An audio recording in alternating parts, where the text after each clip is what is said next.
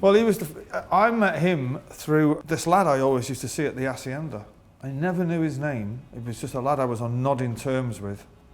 I bumped into him one day when I was coming back from HMV, and I just bought The's album, Dusk, and I bumped into him in the street. And that's the first time I'd ever seen him outside of the Hacienda. And we chatted away about things, and I obviously had an HMV bag. And he said, oh, my kid plays on that. And I was like, who's your kid? And he said, oh, Johnny.